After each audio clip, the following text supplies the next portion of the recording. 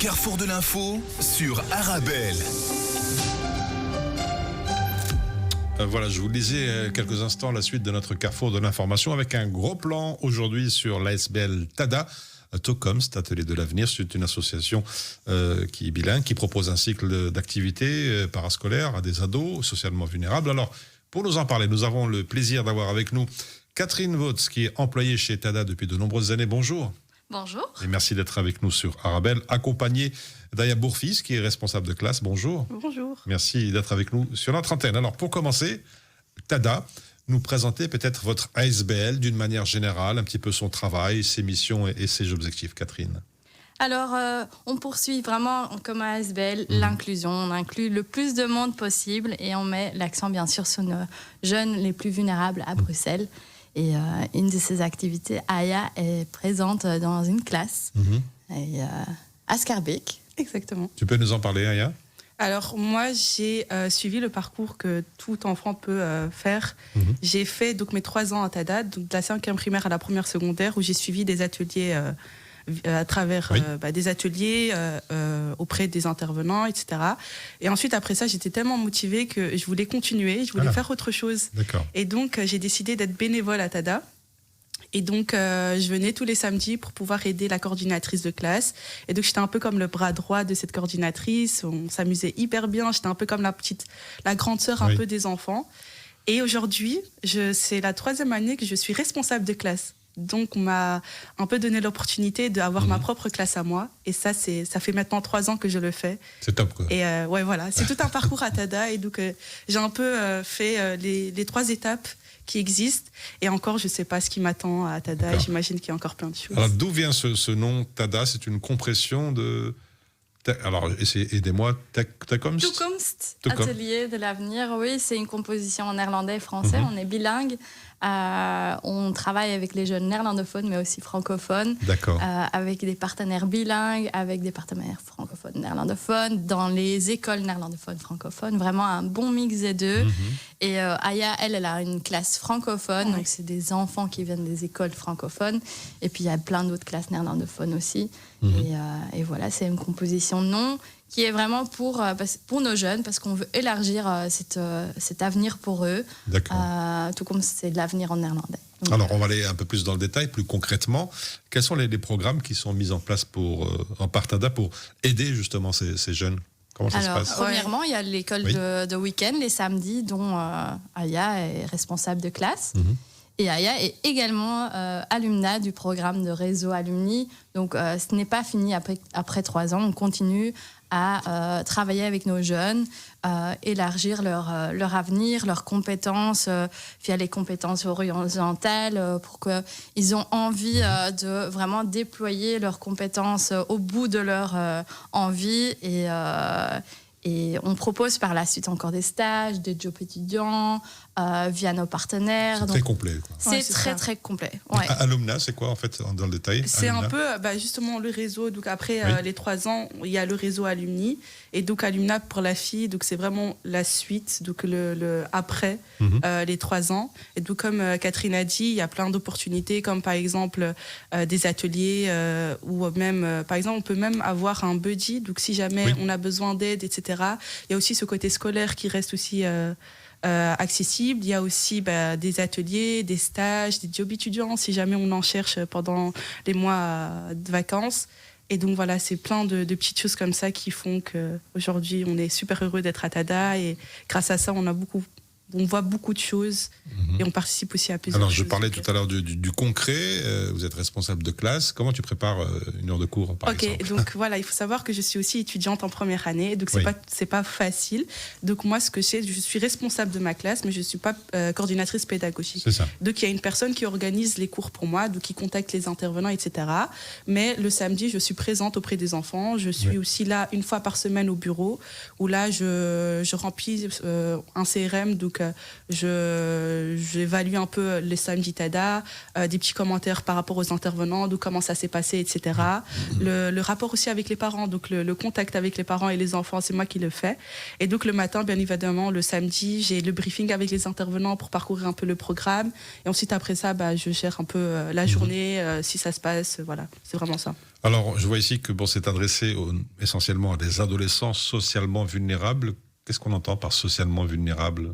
Alors, notre définition est un peu basée sur une définition qui existe déjà dans l'enseignement.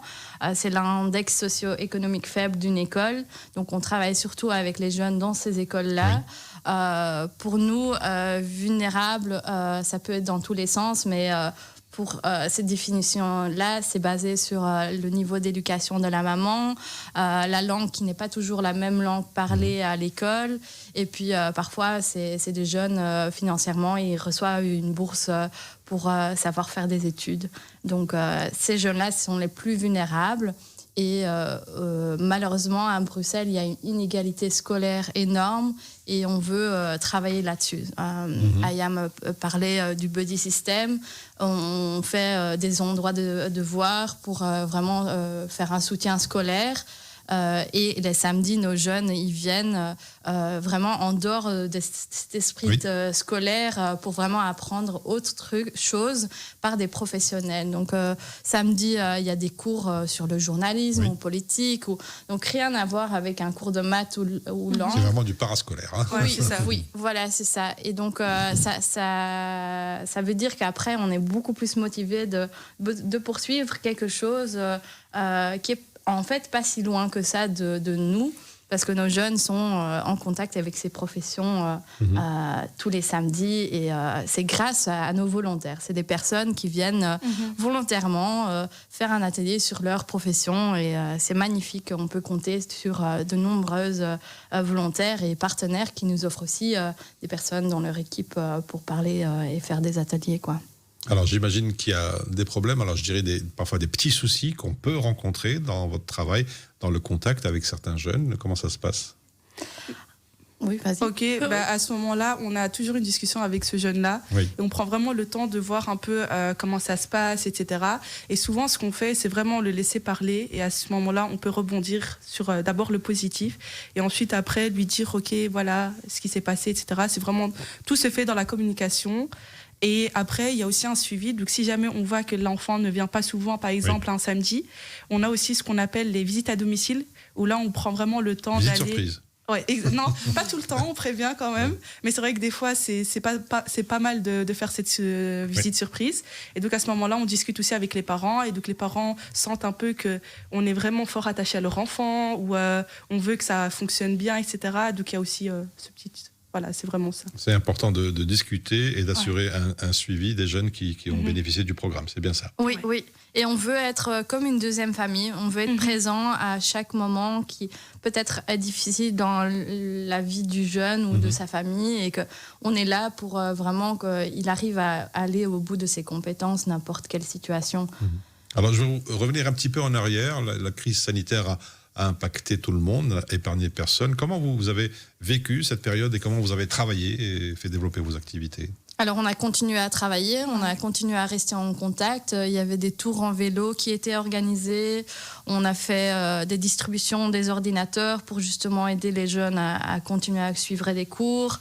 Quand c'était possible, nos endroits de devoir restaient ouverts avec une petite capacité. Bref, on a vraiment continué à travailler. Ça n'a pas arrêté. Et aujourd'hui, bien sûr, on le ressent encore fort, cette crise sanitaire. Donc, on continue. Notre travail ne sera jamais fini tant qu'il y a cette inégalité scolaire qui continue à avoir à Bruxelles. Donc. Alors, tu veux ajouter quelque chose ? Non, je pense que je l'ai vécu. J'étais à ce moment-là bénévole à TADA. Et donc, c'est vrai qu'il y avait aussi des petites navettes. Donc, je faisais un peu parce que certaines écoles étaient fermées. Oui. Donc, les classes là venaient dans une autre antenne. Et donc, je faisais la petite navette parce que les parents ne pouvaient pas venir jusqu'à Schaerbeek, par exemple. Et donc, j'allais jusqu'à Saint-Josse. Et puis, voilà. Alors, je souhaite devenir bénévole ou collaborateur chez TADA. Comment je fais ? Alors, il n'y a pas réellement de critères pour devenir bénévole ou volontaire à TADA. Le plus important, c'est d'être un maximum motivé et vouloir partager sa passion. Donc vraiment, le plus important, c'est venir s'amuser auprès des enfants. Tant que tu veux contribuer et montrer un peu ta passion aux enfants, c'est le plus important. Donc Voilà, Oui. n'hésitez pas. Oui, et notre équipe a grandi chaque année. On a tellement de jeunes et on cherche bientôt, maintenant, en fait, des collaborateurs, des coordinateurs pédagogiques pour lancer la nouvelle année scolaire de TADA. Donc, les gens peuvent visiter notre site tada.brussels et on est sur Facebook, on est sur LinkedIn, Instagram, partout. Il y a vraiment moyen de trouver l'astuce pour devenir bénévole ou même collègue de Aya bientôt dans une des classes. Justement, comment les personnes intéressées par TADA peuvent-elles contribuer à soutenir, disons, financièrement l'association? On sait que l'argent, c'est un petit peu le nerf de la guerre. Oui, effectivement, c'est un de nos défis aussi, c'est de trouver des fonds pour continuer à travailler. Donc, il nous faut des partenaires financiers qui peuvent nous aider à continuer de faire notre travail. Sur notre site également, il y a moyen d'indiquer « je veux investir du temps » ou « je veux donner de l'argent », donc faire un don. Il y a moyen de faire en tant que personne, mais aussi en tant qu'entreprise. On a bientôt les 20 km de Bruxelles. Il y a pas mal de personnes qui sont en tant qu'entreprise, se sont engagés pour courir pour TADA. Et ça, c'est un des exemples qu'ils peuvent faire. C'est soutenir un de nos coureurs sur les 20 km de Bruxelles. Donc, Voilà. Alors peut-être avant de nous quitter, le message à faire passer, le mot de la fin, ou dire par exemple à ces jeunes de ne pas avoir peur de pousser la porte chez TADA. Oui, bien sûr. Et bien sûr, s'il y a des personnes qui veulent devenir bénévoles, qui sont très, très bienvenues. Voilà, Exactement. c'était la conclusion de Catherine Vautz. Je rappelle que vous êtes employée chez TADA depuis de nombreuses années et avec nous aussi Aya Bourfils qui est responsable de classe chez TADA. Merci d'avoir été avec nous. Merci à vous. beaucoup. Avec de nous plaisir. avoir accueillis. On se retrouve dans quelques instants pour la dernière ligne droite de votre carrefour de l'information. À tout de suite.